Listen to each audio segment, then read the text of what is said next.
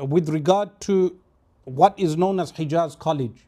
This Hijaz College, if you go onto the last speech of the late Abdul Wahab Siddiqui, which is on YouTube, you go onto that speech, he mentions that Hijaz College was purchased for the purpose of making ulama with public funds, 60 acres. My question is, that college today, after over 30 years of activity, what has it actually done for the Sunni community in the UK? In fact, it has become the personal property of Faisal Aqtab. Faisal Aqtab is sitting in his ivory palace. And what else will I mention is the following, that many of my detractors, they say that why do you not approach the person first? Well, let me tell you, the representatives of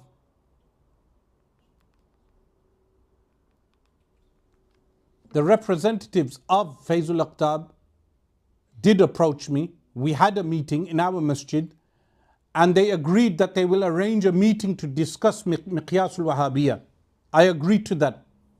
And I also agreed I will not go into public with regard to the Miqyas al-Wahhabiyya of Umar Ichrawi until I discuss with you and your team of ulama. But now they have refused to meet. And they say they will release a written piece to make it clear that I have misunderstood Miqyas al-Wahhabiyya. They have not brought forward so-called Munazir Islam, Zain Aqtab. Faisal Aqtab has not come forward to debate on the Miqyas al-Wahhabiyya, even in private. So I did approach them, like I approached Dr. Tahir al-Qadri. So that is also Itmam al-Hujjah. But what I want to mention here now,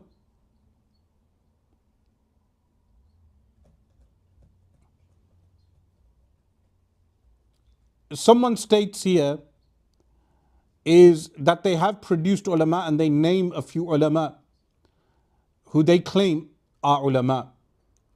I would say to you, bring their team of ulama of Al-Hijaz and debate me on Miqyas al-Wahhabiyya. All your team. Bring 20 ulama of Hijaz College in Nuneaton to debate me on Miqyas al-Wahhabiyya. There you go, I've thrown the gauntlet. You've produced ulama in the past 30 years.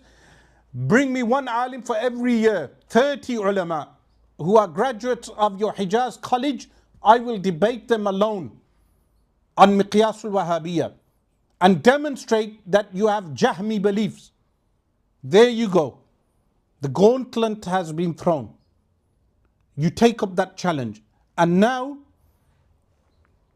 we will play a video of Zain Aqtab, which I have some commentary to give on. You do is you cut it here.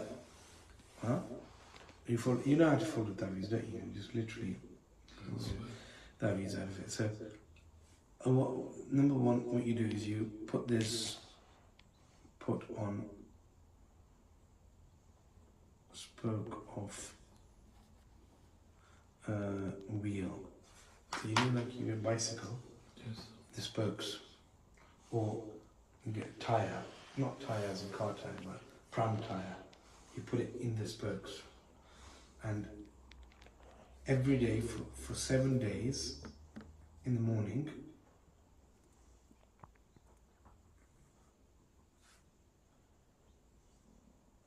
seven times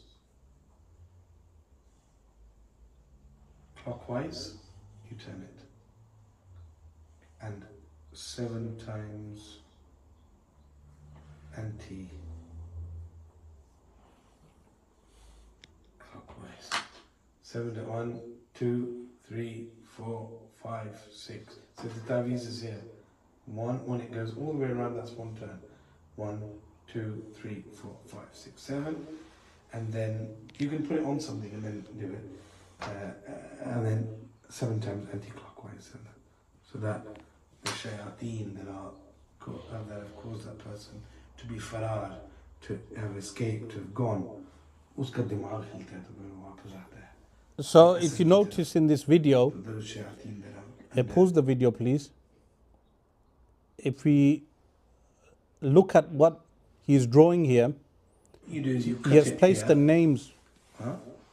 of Haman and Fir'aun and Iblis and Shaddad, and he states that this will affect the person who has run away. The person who has run away, this will affect them, and then they will come back to you. Now, Zain Aqtab is not alone in doing this type of amal. Later on, what they did is they attempted to defend this by mentioning Shama Shabastani Raza and other types of books. A book which is falsely ascribed to Al-Imam Ahmad Rida Khan, and other books that are ascribed to certain ulama. So even in the comment section, you have imbeciles, trolls on their behalf, like one person saying that ulama have said that it's fine. It's not fine. Let me tell you guys a story. There was an old mufti in this region who gave a person ta'weed with Arabic writing, Shaitan, Haman, Fir'aun. This is many years ago when I was younger. This is for the standard claptrap people say this person was teaching deen when you were in your nappies. These type of statements. These statements mean nothing. What happened, this old mufti, really old, he gave that to someone, and what happened, he said to them that place the paper on the floor and urinate on it to cure you from magic. That issue was brought to me at the time, and I refuted him. I said, this is totally impermissible. This is Arabic. These are words from the Quran, written in Arabic.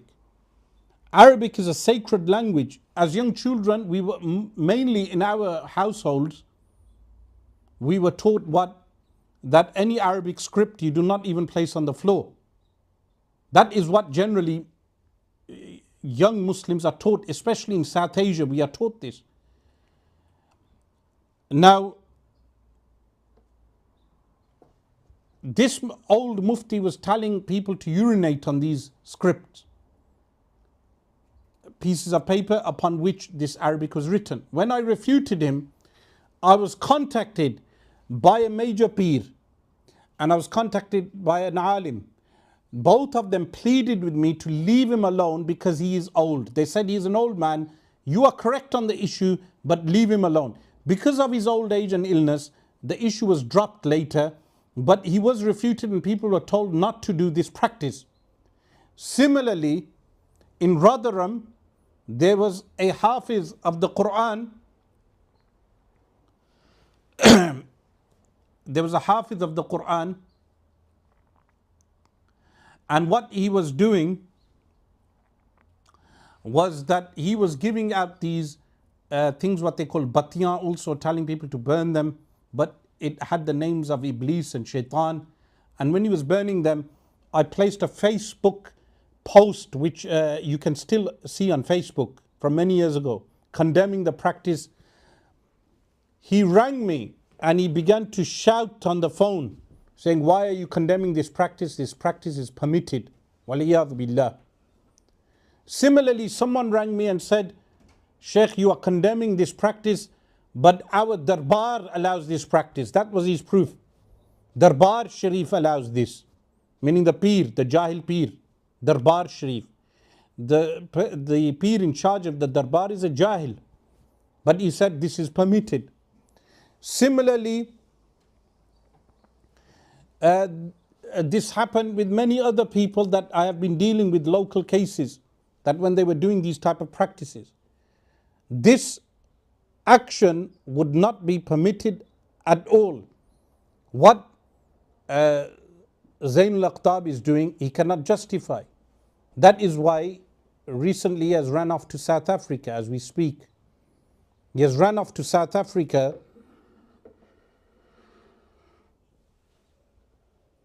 because he cannot justify that practice. Now we will go on to a second clip of Zain Aqtab.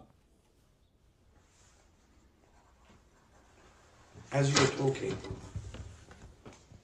your thoughts will come to you. They will come to you. And that's what I mean. There are those who would close their eyes and they would be told, or as someone is talking, you close your eyes and you're told certain things, or you don't even close your eyes. You don't need to close your eyes. As they're talking, sometimes you could have your eyes open, or sometimes when they stop talking and you start talking and then you suddenly say things which you don't even plan to say. That's yeah, there is another level where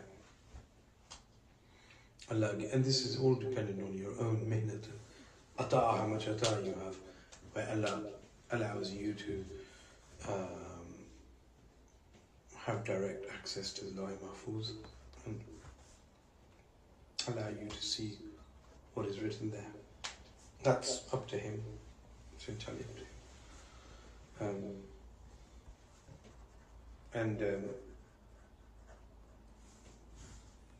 But that's at a much later stage. That's not contingent. So this is a clip that was actually placed on the internet, and someone notified me of the clip where he claims to students that they shall be able to see the Lawh al-Mahfuz. Now with regard to this is a part of the entire system of Hijaz College, where they claim to have control of jinns. They place phobia in their murids regarding jinns. There is a big insistence that they control jinns and they have spiritual powers. One of them is the claim to being able to observe a Lawh al-Mahfuz. This is the problem with this teaching, that when you place this type of teaching in your murids, they are more pliable and easier to control. So there is a third clip also. Okay, I think those are the two clips with regard to Zainul Aqtab. And lastly, what I wanted to mention is the Miqyasul Wahhabiyya issue will be taken by me further. I will be going into the Miqyasul Wahhabiyya issue at a future live stream or a future video, perhaps a separate video on that.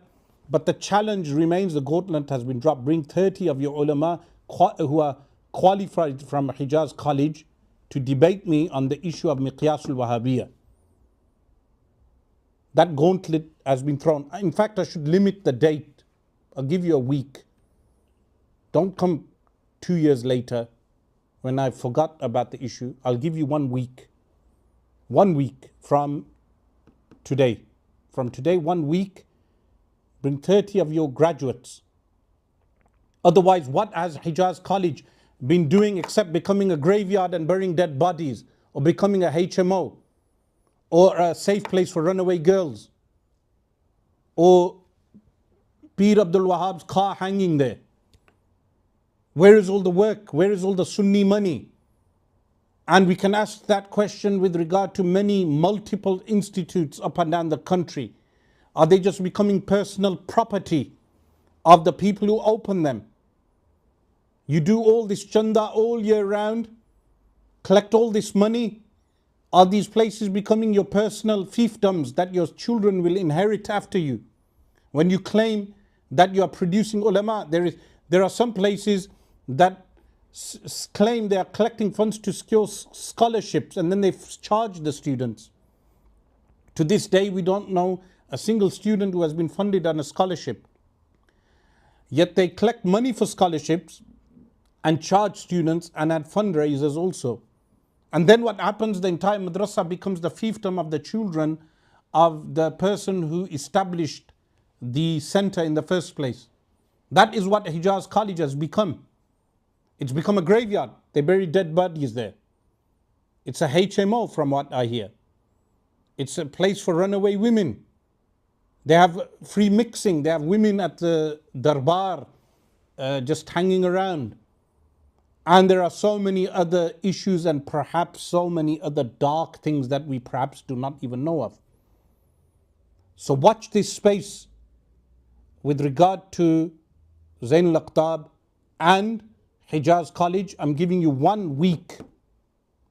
1 week. And we will leave it to that, inshaAllah ta'ala.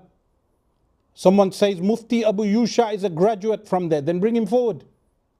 Mufti Abu Yusha, come forward. Be a man and debate me on Miqyas al-Wahhabiyya. Mufti Abu Yusha and all your graduates, come forward and debate. I'm giving you 1 week. Wassalamu alaikum wa rahmatullahi.